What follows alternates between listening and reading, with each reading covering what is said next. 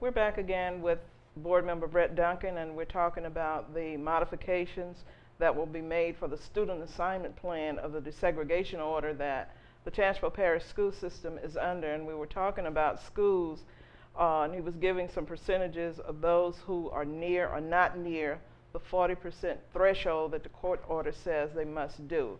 Attorney Duncan, is that etched in stone that it has to be 40%, or is there a 5% leeway either way? We do. We have some leeway in the, as far as a range. So as long as what the court would like to see us do is to set up a plan, I believe, that will get us somewhere between 40 and 60%. In that range, and of course, I believe that. My understanding is that if we are able to somehow attract a larger percentage of non-at-risk or white students back to the district, then we don't even have to get up to that 40% black range. So I guess if we're all, agreeing, and I think it is important that we agree, number one, that this student assignment thing, meaning children need to be first in the conversation, number one. Number two, we have to acknowledge that we do have a segregated school system when it comes to student assignments. I don't think you could actually look at those percentages that I gave you and actually make a straight-faced argument that we don't have a segregated school system. Mm-hmm. Number three, we need to acknowledge that having a segregated school system has set us up for failure, both financially, both student performance-wise, teacher performance-wise, district-wide. There's a reason that our district is 53rd in the state. There's a reason why our students at these high percentage at-risk schools are failing the LEAP test at a percentage of 50%. There's a reason why so many of our students are not on grade level. And I think we can point to that, again, those percentages that I just gave. So if we're acknowledging all of those things, then the question then becomes, how do we address it? How do we fix that problem? But at the same time, fix it in a way where we are learning the lessons from previous mistakes, meaning acknowledging that dramatic rezoning does not work, acknowledging that forced busing does not work, consolidating schools and giving parents less options does not work. Those are things that we've all tried in the past.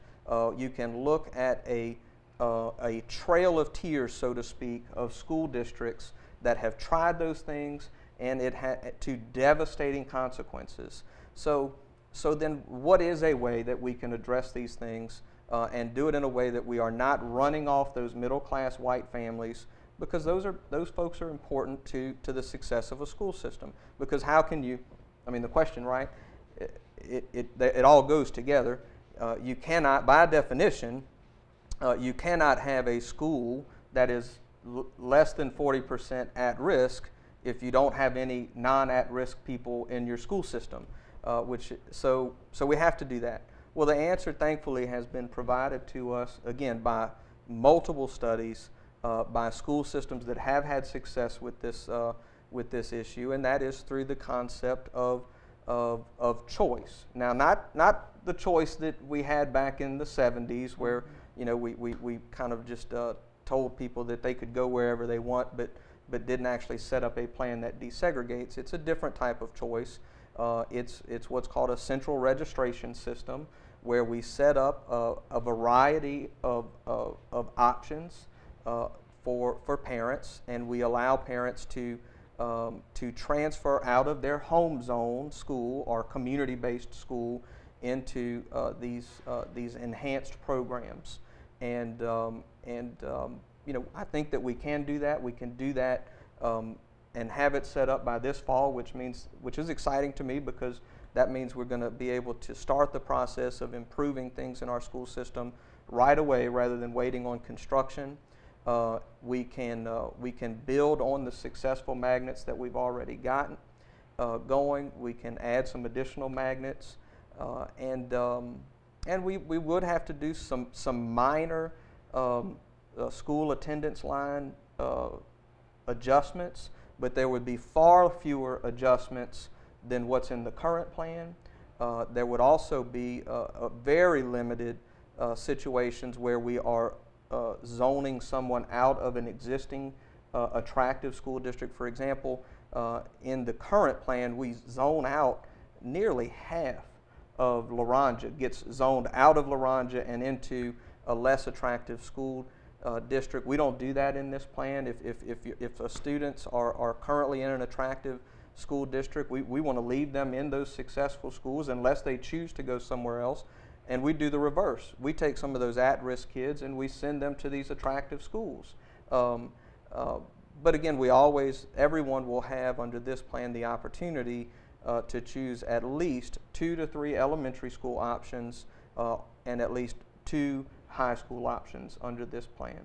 Well, when you look at some of the things you said, let me address this. Not only are white middle class people leaving the school system, but I know black middle class people who have left the school system and they're gone into Livingston Parish simply because what their children need is not here right now, and their needs are not being met.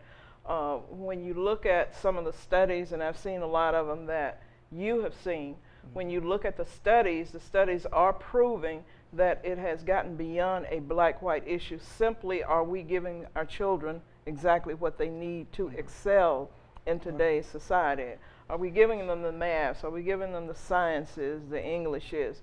Even the kids who won't go to college, and that's something that I'd like to address with you as well.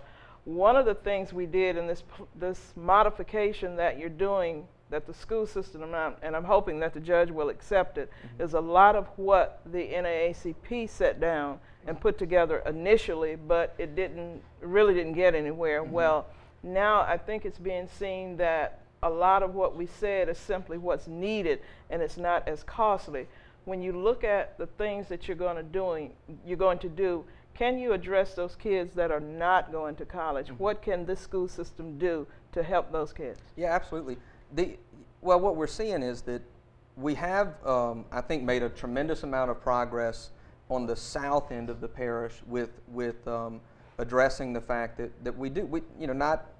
actually the majority of our students are not college bound. They're workforce bound. So we have, again, I think the obligation to get those children ready for the workforce.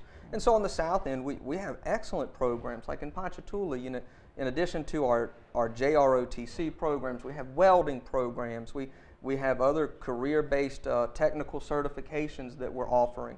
We're doing dual enrollment with North Shore Technical and Community College to where kids can go and get certifications for job readiness. At Hammond High, we have a phenomenal Pro Start program. I mean, they're winning state championships year after year, going to national competitions. And of course, the Pro Start program is all about the restaurant industry, which of course is one of the biggest employers in our area. So we're doing really great things at our south end, which of course is the vast majority of our students in this parish. The problem has been trying to set something up to where we can meet those needs with our kind of north end students, meaning the Independence, Amite, Sumner, Kentwood, and Laranja students. And it's a big challenge because those are much smaller schools, so it's much more difficult to get electives, at least a variety of electives in those schools and still be able to afford it, meaning having a teacher that can be assigned to it. So what we're looking at is trying to develop a plan where we can do a central career center that all of those students could take advantage of. Now, I think it's important that that be a part of our plan going forward. Again, that's putting children first. I think that we need to commit to developing something like that. The only thing that I have cautioned against is making anything like that a prerequisite for us at least starting the process of getting this student assignment plan going, primarily because this school system will always be able to find a reason to delay doing what needs to be done. Unfortunately, that's what we've been doing for 2 years. We've been saying, well, we'll get around to fixing this student assignment plan once we get 3 new schools built. Well, we've been waiting for 2 years to build 3 new schools. So I say let's go ahead, let's trigger this student assignment adjustment. Let's commit to doing something to address those career needs, career training needs. Let's come up with a good evidence-based plan to do that. Let's get some of our local employers involved in the process, and we ought to be able to do that. Okay, and that's true, because when you look at the 2-year wait, we've already lost 2 years of seniors who graduated without what you're talking about now. So I agree. We don't need to wait a year. We don't need to wait 6 months. We don't need to wait another day. We need to do it now, because when you look at kids who make it to the 9th grade, that pace getting to 12th grade is so quick until they will lose. And we work with kids all the time who were graduates of this school system, who did go to college, who failed their first semester, and this is the essence or the crutch of the lawsuit that Mr. Moore filed in the first place, because in 1965, the same thing, 55 rather, the same thing happened to his daughter, Fanny. She was not adequately prepared. However, she did go on to get what she needed, and she graduated, and she taught in East Baton Rouge Parish until her untimely death. But we need to do better. We just simply need to do better. It starts with us talking, and what I would like to see is that all parties who have a vested interest in the school system, whether it's your business that you want educated kids to come out and you want to hire them, whether it's parent or grandparent who have kids, everybody has some ideas. It doesn't mean that you as a school board member is going to take them, but at least you'll have something to work with. What do you think about that? Well, no, it actually, you know, that's been the most exciting part of my service as a school board member, is that, you know, this obviously has been my primary focus for the last 2 years on the board, and it has been great that by having an open dialogue, an open opportunity for people to visit with me and share with me their ideas. For example, if any of y'all look me up on Facebook or send me an email, my email address is published, and I get those ideas all the time, and it's been a great conversation. And what's been exciting is that when we have that open dialogue, when we share valid information, when we put these personal differences aside, and again just focus on putting first things first, which is children, then we have found common ground.